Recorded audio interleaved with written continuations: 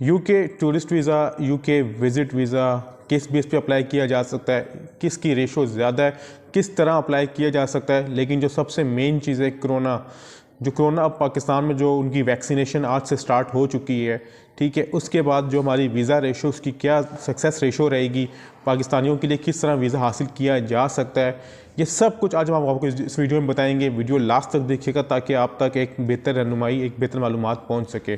मेरा नाम है मोहम्मद अवैस, हमारे चैनल का नाम है स्काई इमिग्रेशन कंसल्टेंट्स। जैसा कि आप सब जानते हैं, आपके सामने हाजिर होते हैं कुछ नई इन्फॉर्मेशन के साथ, कुछ नई मालूमात के साथ। जो आज का हमारा टॉपिक है वो है यूके विजिट वीज़ा। आप यूके विजिट वीज़ा कैसे हासिल कर सकते हैं, आज मैं आपको इस वीडियो में कुछ टिप्स दूंगा, बल्कि टिप्स के साथ साथ मैं आपको पूरी डिटेल बताऊंगा कि यूके विजिट वीज़ा किस तरह हासिल किया जा सकता है, कौन कौन से डॉक्यूमेंट्स लगाने से आपकी वीज़ा सक्सेस रेशो ज़्यादा रहेगी। और साथ ये भी बताऊंगा कि किस तरह अगर आप जितने मर्जी आपके टाइज स्ट्रांग हो, आप कौन सी चीज़ ऐसी होगी जिससे आपका वीज़ा बिल्कुल नहीं लगेगा। एग्जैक्टली एक कंसल्टेंट आपको बता रहा है कि आपका वीज़ा किस तरह लगेगा। मैं आपको आगे चल के इस वीडियो में सब कुछ डिटेल से बताने जा रहा हूँ। जैसा कि आप सब जानते हैं कि इस वक्त जो पैनिक टाइम चल रहा है पाकिस्तान में, क्या मैं कहूँगा पूरी दुनिया में पैनिक टाइम चल रहा है। काफ़ी लोग जो यूके का विजिट वीज़ा अप्लाई करना चाहते हैं। विजिट वीज़ा के साथ मैं ये भी कहूँगा टूरिस्ट वीज़ा और विजिट वीज़ा में क्या फ़र्क होता है। विजिट वीज़ा ये होता है कि आपको वहाँ से यूके से कोई स्पॉन्सर आ रहा है, स्पॉन्सर आपको कोई भी आपका चाचा, मामा, भाई, बहन, दोस्त, अब आप कोई भी आपको फैमिली रिलेशन जो आपको इसमें है वो आपको कर रहा है, वो आपको हो जाएगा स्पॉन्सर, ठीक है, वो आपका हो जाएगा फैमिली विजिट वीज़ा। साथ ही इसके ब्याह पे बेशक आपके वहाँ पर फैमिली फ्रेंड्स हैं, आपके रिश्तेदार हैं, लेकिन आप उनको शो नहीं कर रहे और आप अपना विजिट वीज़ा अप्लाई कर रहे हैं होटल बुकिंग पे, तो ये हो जाएगा टूरिस्ट वीज़ा। यानी आप वहाँ पर घूमने के लिए जा रहे हैं, आप वहाँ पर अपनी फैमिली विजिट करने नहीं जा रहे। मैं आपको आगे चल के बताऊंगा दोनों में क्या फ़र्क होगा, दोनों में वीज़ा सक्सेस है तो किसकी ज़्यादा होगी, आप दोनों का वीज़ा किस तरह हासिल कर सकते हैं और दोनों का वीज़ा किस तरह आपका रिजेक्ट होने के चांसेस भी ज़्यादा होंगे।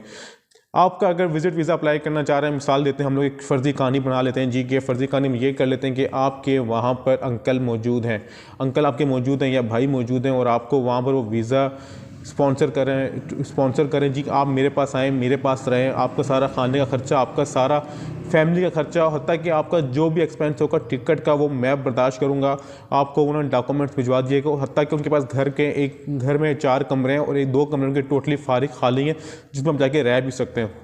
वहाँ से स्पॉन्सर आ गया, आपने यहाँ से कंसल्टेंट से अपना केस रेडी करवा लिया, आप केस लेके वहाँ पर यारी में जाके अपॉइंटमेंट लेके आपने जमा करवा दिया, एट दी एंड आपका वीज़ा रिजेक्ट हो गया।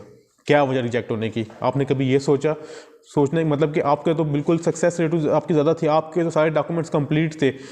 सक्सेस की मतलब वीज़ा रिजेक्ट होने की कुछ वजूहत होती हैं। वो वजूहत ये होती हैं कि मुमकिन है कि आपकी जो टाइज़ हैं वो अपनी होम कंट्री के साथ स्ट्रॉन्ग ना हो।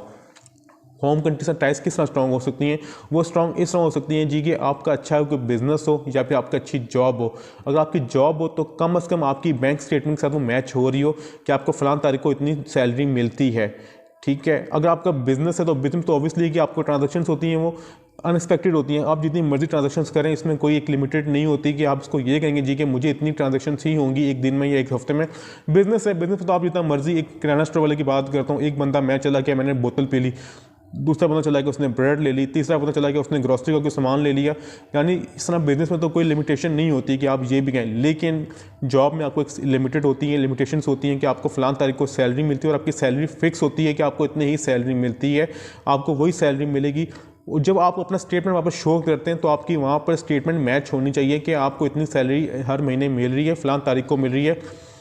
जब आप उसको एनालिसिस करेंगे, जब वो वीज़ा ऑफिस का आपका जब एनालिसिस करेगा जी, इसकी सैलरी मिसाल के तौर 50,000 रुपये, इसके 2 बच्चे भी हैं, इसके अम्मा बाप भी इसके डिपेंडेंट हैं क्योंकि आपने वीज़ा एप्लीकेशन फॉर्म में लिखवाया हुआ है, तो इसका खर्चा पाकिस्तान में 50,000 रुपये है, तो ये 35,000 रुपये सेव कैसे कर रहा है, क्या इसका खर्चा सिर्फ 15,000 रुपये, इसका कुछ साइड सोर्स ऑफ इनकम भी नहीं है। तो ये चीज़ें कुछ मैटर करती हैं। जब अपना केस रेडी करवाते हैं तो चीज़ें करंटली खुद देखा करें कि ये हम लोग सारा कुछ कर रहे हैं ये किस तरह हो रहा है, कि क्या जो हमारा कंसल्टेंट है वो चीज़ें सही एक्यूरेट लिख रहा है, या फिर सकता है कि वो जो अपनी जस्ट फीस लेने के लिए ही हमसे हमारा फॉर्म तो फिल करके दे रहा है, आगे इसकी कोई गारंटी नहीं, क्योंकि इसने हमें पहले ही बोल दिया जी मैं कंसल्टेंट हूँ, मेरा काम है केस रेडी करना, आगे मेरी कोई जिम्मेदारी नहीं है। लेकिन कम से कम आप एनालिसिस करें जी कि वो किस तरह केस रेडी कर रहा है, जो चीज़ें लिख रहा है क्या उसमें थोड़ी थोड़ी बहुत ऐसी मतलब कोई पावर भी है कि मेरा केस अप्रूव्ड हो जाएगा कि मुझे मेरा वीज़ा दे देगा। तो ये चीज़ कुछ चीज़ें होती हैं बहुत ज़्यादा मजीद होती हैं कि मैं आपको सब कुछ वीडियो में नहीं बता सकता। अगर आपको इसके बारे में मालूमात हो तो हमें कॉल करके या भी हमें ऑफिस विजिट करके सारी मालूमात हमसे ले सकते हैं। हम आपको बेहतर असेसमेंट कर सकते हैं और सबसे मज़ीद हम लोग इसकी कोई चार्जेस नहीं लेते, हम लोग फ्री असेसमेंट करते हैं। और दूसरी बात ये कि मैं आपको ये पहले माजरत भी करना चाहूँगा कि हमें काफ़ी लोग कॉल्स करते हैं, हम सबकी कॉल्स का जवाब नहीं दे पाते क्योंकि मुश्किल होती है। हमारे ऑफिस में भी वर्किंग होता है, वर्किंग स्ट्रेस होता है। हम लोग कोशिश करते हैं कि फिर सबको जवाब दिया जा सके। और साथ गुजारिश भी करूँगा कि जो हमारी ऑफिस की टाइमिंग है वो 9 to 5 होती है। अगर आप हमें कॉल्स करते हैं तो 9 to 5 के दौरान ही किया करें। 5 के बाद मैं अपनी फैमिली के साथ होता हूँ तो मुझे सबकी कॉल अटेंड करना मुनासिब नहीं लगता, ना ही सबका मैं जवाब दे सकता हूँ। बहरहाल जो ये एक तो आपका हो गया है कि ये वजह आपके टाइस। दूसरा होता है कि at the panic time corona के दौरान आप कहते हैं जी कि मैंने टूरिस्ट वीज़ा अप्लाई करना है यानी होटल बुकिंग पे, तो मैं आपको बात क्लियर एंड कट बता दूं कि आपका वीज़ा कभी भी नहीं होगा इस वक्त। बेशक जितनी मर्जी आपकी बैंक स्टेटमेंट हो, जितने मर्जी आपके टाइस स्ट्रॉन्ग हो, आपकी जो मर्जी हो, अगर बंदा आपको कह रहा है कि ये वो बंदा, मैं माजरत के साथ ये कहूँगा वो बंदा आपसे जस्ट अपनी फीस लेने के लिए या आपसे फ्रॉड कर रहा है। क्योंकि हम लोग कोशिश करते हैं कि अपने क्लाइंट को, अपने व्यूअर्स को, अपने फॉलोअर्स को, जो हमारे सब्सक्राइबर उनको हम एक एक्यूरेट इन्फॉर्मेशन दे सकूँ, हम लोग उनसे कोई दगाबाजी या फिर धोखेबाजी ना कर सकें। उसकी वजह क्या है टूरिस्ट होटल बुकिंग पे? सर देखें, आपको पता है कि हर पाकिस्तान में जो बंदा भी आता है उसको करंटीन होना पड़ता है। करंटीन से मेरे मुराद के उसको जब भी आएगा उसको 15 दिन अपने आपको अकेले में रखना पड़ेगा। जो बंदा यहाँ से होटल बुकिंग करके जाएगा तो ऑब्वियसली वो वहाँ जाके 15 दिन होटल में रहेगा। अगर नॉर्मल से नॉर्मल आप होटल भी यूके में एक दिन का करें हिसाब तो आपको कम से कम 4 से 5 हज़ार एक दिन का बनता है थका होटल। तो आप हिसाब लगा लें कि आपका कितना बन जाएगा, 75 से 80 हज़ार बनेगा आपका जस्ट होटल का 15 दिन के लिए।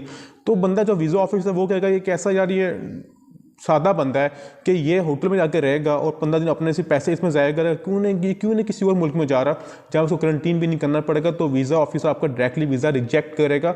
तो मेरा मशवरा यही है कि आप अपना वीज़ा डायरेक्टली कभी भी टूरिस्ट होटल बुकिंग के एट दैट टाइम अप्लाई ना करें। इसका वीज़ा आपका डायरेक्टली रिजेक्ट होगा। अगर आपने यूके का विजिट वीज़ा अप्लाई करना ही है तो आप उसके लिए आप कम से कम स्पॉन्सरशिप का अरेंज करें, आप उसके ब्याफ पे अप्लाई करें जिसका आपका वीज़ा आराम से अरेंज हो सकता है।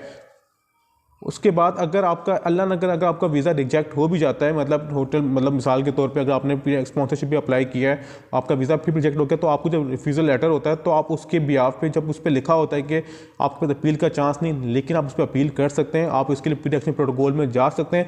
आप उसका प्री एक्शन प्रोटोकॉल में जाके जो उसने आपके लिखा होता है कि जिसने आपने जिस जो निकात होते हैं, जो पॉइंट्स होते हैं कि मैं आपका वीज़ा इस बेस पे रिफ्यूज़ करूँ, तो आप उसको क्लियर करके अपनी जो लेटर पे आप किसी कंसल्टेंट से तैयार करवा के प्री एक्शन प्रोटोकॉल पे आप उसको बता सकते हैं जी ये चीज़ ऐसे नहीं वैसे थी। तो वो आपको अगर आप उसको साबित कर देते हैं जी कि अपने अच्छे तरीके से किया, आपने इस तरह किया था, तो आपको वीज़ा वो दोबारा देने के लिए राज़ी हो जाता है।